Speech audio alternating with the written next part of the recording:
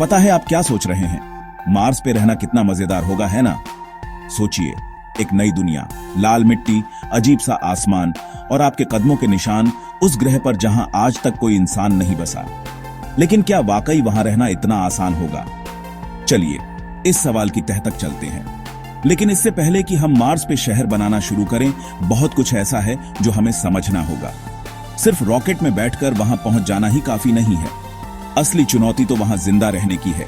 हर दिन, हर पल हमें सोचना होगा कि हम वहां कैसे सांस लेंगे, क्या खाएंगे और खुद को कैसे सुरक्षित रखेंगे।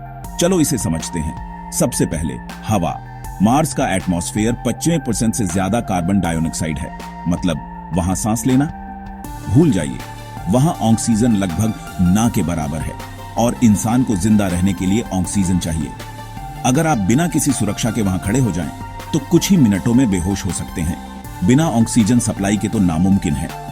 सोचो, पानी के नीचे बिना टैंक के तैरने की कोशिश कर रहे हो, बिल्कुल वैसा ही हाल होगा।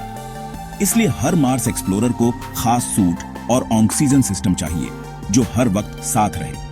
और यह सिस्टम कभी भी फेल नहीं होना चाहिए, वरना खतरा बहुत बड़ा है। अगली मुश्किल, पानी। मार्स बहुत सूखा है। आपके स्कूल के खेल के मैदान में पूरे मार्स से ज्यादा पानी होगा। सोचिए, एक पूरा ग्रह, लेकिन पीने के लिए एक बूंद पानी भी आसानी से नहीं मिलती। पानी के बिना तो एक दिन भी रहना मुश्किल है। साइंटिस्ट मार्स की जमीन के नीचे बर्फ ढूंढ रहे हैं, लेकिन उसे पीने लायक पानी बनाने के लिए बड़ी टेक्नोलॉजी चाहिए। बर्फ को पिघलाना, फिर उसे साफ करना, यह सब आसान नहीं है। हर एक बूंद पानी कीमती होगी और हमें उसे बहुत सोच समझकर इस्तेमाल करना पड़ेगा। अब खाने की बात करते हैं। मार्स पे कुछ नहीं उगता, इसलिए हमें अपना खाना खुद ले जाना होगा या स्पेस गार्डन बनाने होंगे। और सोचिए, हर एक पैकेट खाना जो आप ले जाएंगे, उसका वजन रॉकेट में बढ़ेगा। इसलिए लंबी यात्रा के लिए हमें मार्स पर ही खाना उगाने के तरीके खोजने होंगे, जैसे हाईटेक ग्रीन हाउस में आलू उगाना। सोचो, आपका लंच साइंस एक्सपेरिमेंट से आ रहा है। और सिर्फ आलू ही नहीं, हमें और भी सब्जियां, फल और पौष्टिक खाना उगाने के लिए नई तकनीकें बनानी होंगी। ये ग्रीन हाउस मार्स की ठंडी और पतली हवा से पौधों को बचाएंगे और हमें ताजा ऑक्सीजन भी देंगे। और फिर मौसम की बात। मार्स बहुत ठंडा है, पृथ्वी की सर्दियों से भी ज्यादा, और कभी कभी धूल के तूफान महीनों तक चलते हैं। वहां का तापमान रात में -100 डिग्री सेल्सियस तक गिर सकता है। और ये धूल के तूफान इतने बड़े होते हैं कि सूरज की रोशनी भी कई दिनों तक नहीं पहुंचती।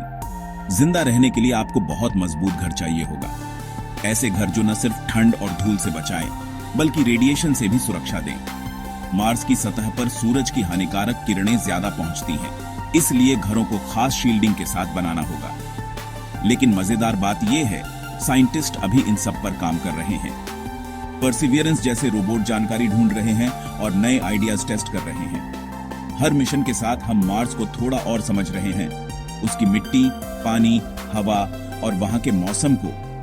ये सब जानकारी हमें भविष्य में वहां बसने में मदद करेगी। तो क्या हम मार्स पे रह सकते हैं?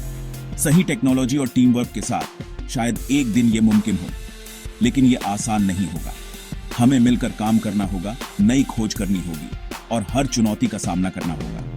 हो सकता है आने वाले कुछ दशकों में इंसान मार्स पर अपने घर बना ले। क्या आप मार्स एक्सप्लोरर बनना चाहेंगे? सोचिए, आप भी उस टीम का हिस्सा बन सकते हैं जो पहली बार मार्स पर कदम रखेगी। नई दुनिया, नए सपने और अनगिनत रोमांच। शायद अगला मार्स एक्सप्लोरर आप ही हों।